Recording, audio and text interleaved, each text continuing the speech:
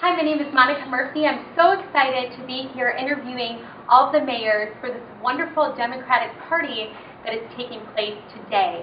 Jerry Miller is here, and Jerry, I have a few questions for you. Thank you for coming.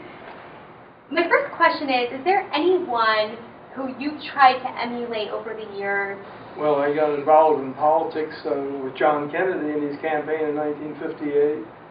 I also worked for the Democratic Party I was coordinator of the county campaign for 60, 62, 64, 66, Democratic city chairman in 67, and then I ran for office in 68 and 71. So, right along the way, John Kennedy influenced me a great deal.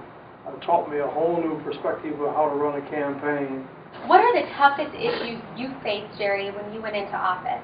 Well, people don't remember that when I started office in January of 1972 as mayor, the governor had frozen the tax rate. They had a new pension program for police and firemen.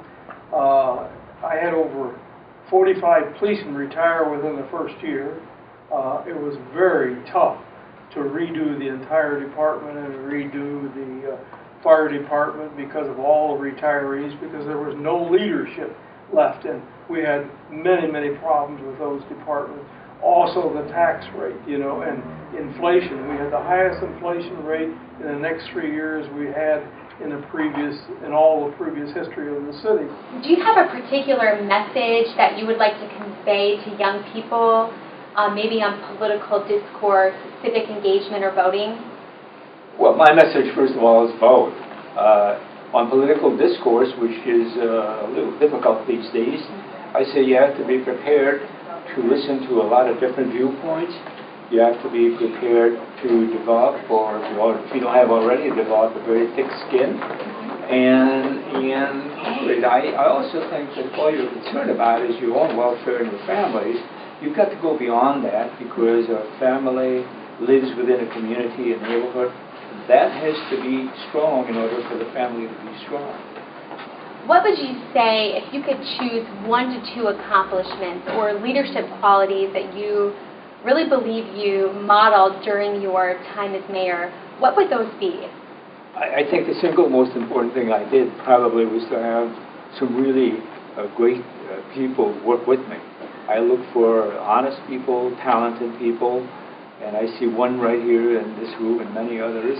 I think that's the single most important thing I did. I also think you have to diversify your workforce and to bring everybody in. And as I've told some people, I appointed the first African-American fire chief. I brought the minorities in the fire and police department up from 6 or 7% to 12 or 13%. Appointed the 3 first women department heads, not only one. What principles or philosophy would you care to pass down to people about dealing with issues or opposing viewpoints? Because as you know, there's a lot of division right now in our world. So what would you share with them? I think the key thing is respect, to see the humanity in the other person, and to understand that they have a valid viewpoint, and to try to understand what that viewpoint is, and then to try to find common ground and to say, how can we work together on something rather than being at odds? How can we find a way to move the ball forward a little bit? Now, sometimes you won't be able to do that. I mean, you will have ideas that are so diametrically opposed that you just have to hold to your own principles and say, no, this is the way we're going to address this situation. But that still needs to be done in a respectful manner.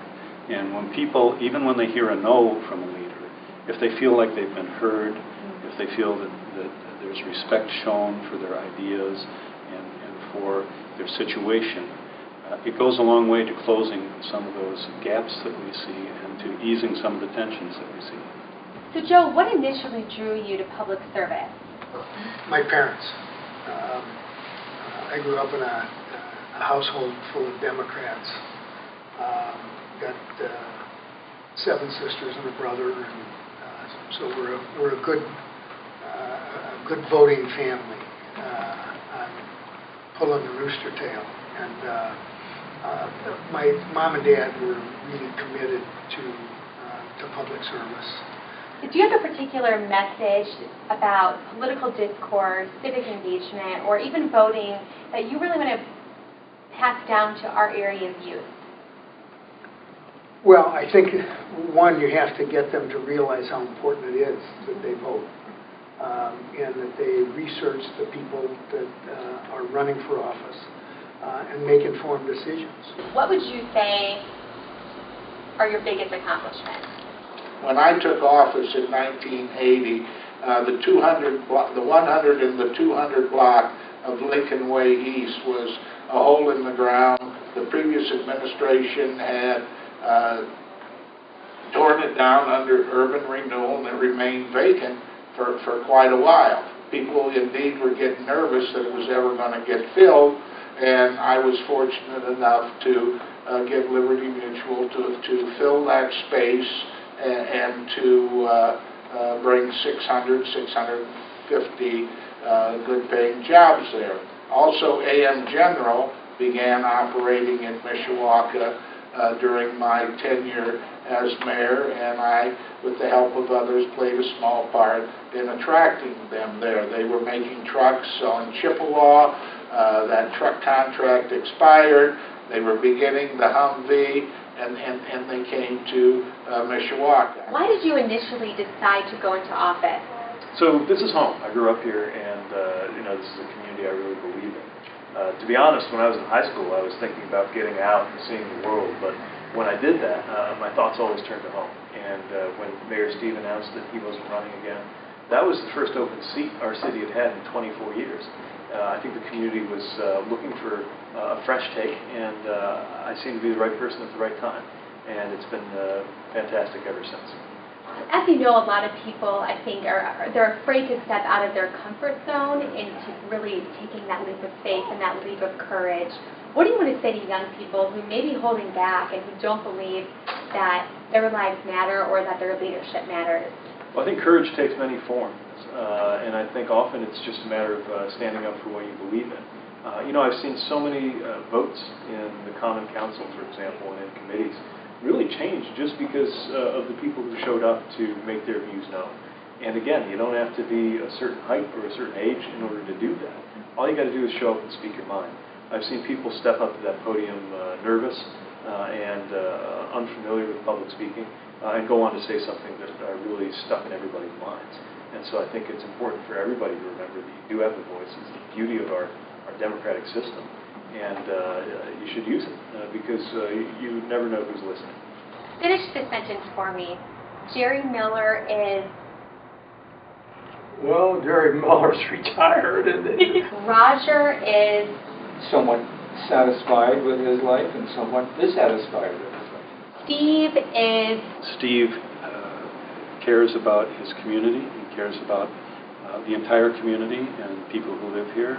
Steve is grateful for the opportunity to have served as mayor for 15 years, grateful for the team that I worked with, grateful for people throughout the city day in and day out who work to make South Bend a better place, whether, again, it's through being a city employee on the front line, through working in a neighborhood organization, through being a business person that's creating jobs in our community, through being a philanthropist that's supporting so many causes in South Bend. So grateful. Joe is... One lucky boy. Bob is... I'm not good at finishing sentences. I'm retired. Finish the sentence after me. Mayor Pete is... I know I'm putting Going that- to get reelected. I hope.